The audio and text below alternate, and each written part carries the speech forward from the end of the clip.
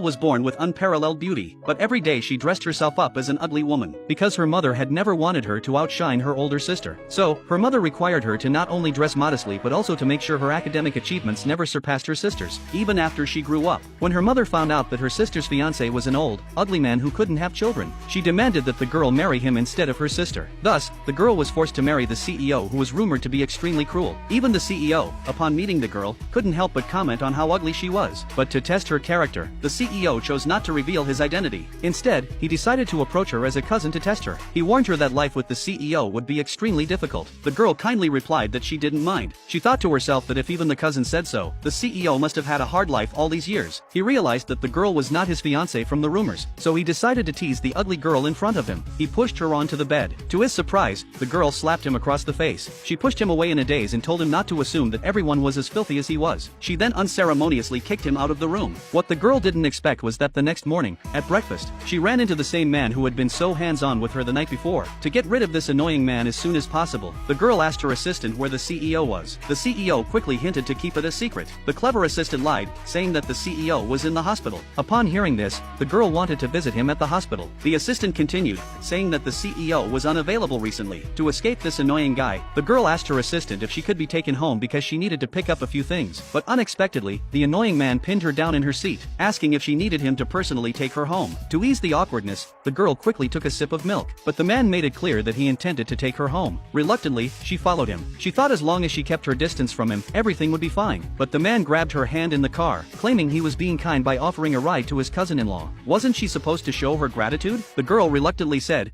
"Thank you." Just as she was about to get out of the car, the CEO kissed her. This made her face turn bright red instantly. She hurriedly got out of the car, but as soon as she entered the house, her mother scolded her, accusing her of being with the groom's cousin on their first day of marriage. She feared that her actions would put the whole family's lives in danger. At this moment, her sister came out and mocked her, saying she should be more restrained, or else she would disgrace the entire Jung family. Hearing their hypocritical moralizing, the girl knew that what they really cared about was their own interests. She couldn't help but feel sorry for being born into such a family. At this moment, the CEO, standing outside, suddenly noticed two suspicious figures watching him from behind. He intended to lure them in, but after a fierce fight, he was seriously injured. He had no choice but to flee into an alley. Just as he was about to take a woman hostage to seek help, he realized the woman was his wife.